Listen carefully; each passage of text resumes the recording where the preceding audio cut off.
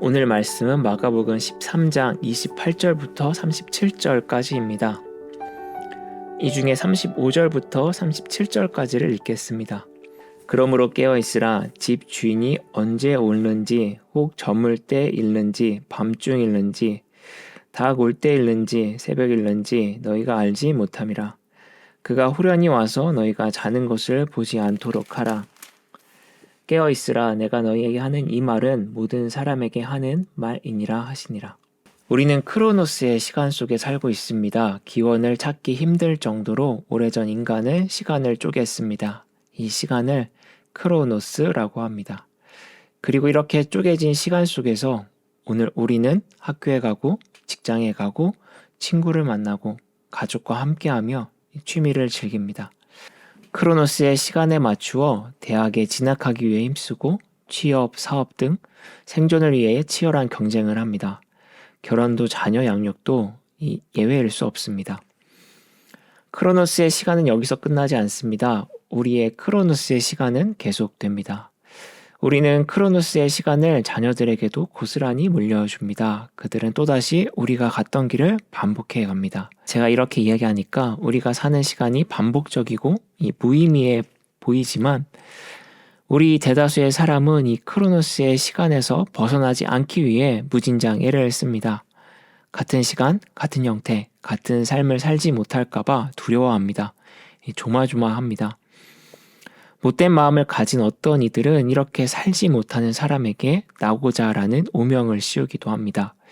그래서 우리는 대학에 떨어지면 모든 인생이 끝난 것처럼 좌절합니다. 크로노스의 시간에서 이탈했다고 생각하기 때문이 아닐까 합니다. 취업도 결혼도 그리고 자녀 교육도 크로노스의 기준으로 성공과 실패를 판단합니다. 크로노스의 시간은 주류의 시간이고 메인 이벤트라고 할 수 있습니다. 메인 이벤트에 참여하지 못하는 자들은 그냥 그렇고 그런 사람 아니면 아웃사이더가 됩니다.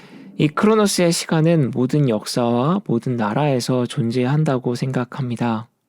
단 시대에 따라 혹은 나라에 따라 이 다양한 시간의 흐름을 가진 역사와 나라가 있는가 하면 안타깝게도 우리나라처럼 한 시간의 흐름만을 허용하는 나라도 있습니다. 판에 박힌 모습, 통념이라는 것에서 벗어나는 것을 달가워하지 않는 문화, 오로지 하나의 시간, 하나의 크로노스, 메인 이벤트만을 인정하는 나라, 우리가 사는 대한민국인 것 같습니다. 그래도 희망적인 것은 우리가 믿는 하나님은 카이로스의 시간을 우리에게 알려주셨다는 것입니다. 크로노스의 시간이 전부가 아니라고 우리는 현실이라는 크로노스에 발을 담그고 있으나 카이로스가 우리를 비추고 있음을 잃지 말라고 합니다. 참고로 카이로스는 하나님과 관계된 특별한 시간 혹은 하나님의 때를 의미합니다. 신약의 시대인 헬라 시대에는 일상의 시간을 말하는 크로노스와 특별한 기회를 뜻하는 카이로스로 이 시간을 나누어 설명했다고 합니다. 성경의 저자들은 이 특별한 기회를 의미하는 카이로스를 주님의 시간으로 과감하게 바꾸어 버렸습니다. 여튼 우리는 카이로스의 시간을 기억해야 합니다. 오해하지 말 것은 카이로스는 헬라시대 사람들이 말했던 기회를 잡는 시간이 아닙니다. 그때가 주님이 주신 절호의 기회였는데 이런 시간을 말하는 것이 아닙니다. 이 시간은 하나님이 자신의 역사를 만들어가는 시간입니다. 그리고 이 시간은 종말의 시간에 더 뚜렷하게 드러납니다. 오늘 본문에서 예수님은 종말에 대한 예언을 이어가십니다. 즉 카이로스의 시간을 이야기합니다.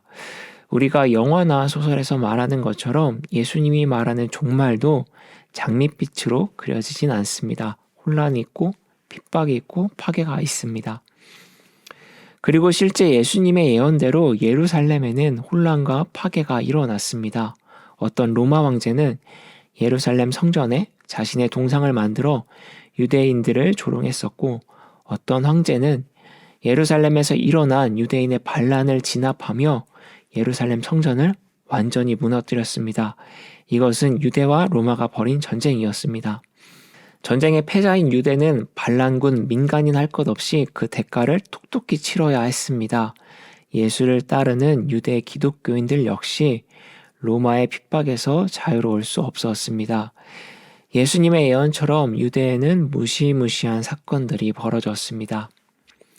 이런 상황에서 예수를 따르는 사람들은 어떤 태도를 취했을까요? 그저 무서움에 떨고 있었을까요? 아니면 산으로 도망치느라 정신이 없었을까요? 아마도 마가복음 13장에 등장하는 예수님의 예언을 기억하면서 큰 환란이라는 현실의 시간, 즉 크로노스의 시간에서도 예수님의 영광에 참여할 희망의 시간, 카이로스의 시간을 붙잡기 위해 노력했을 것입니다.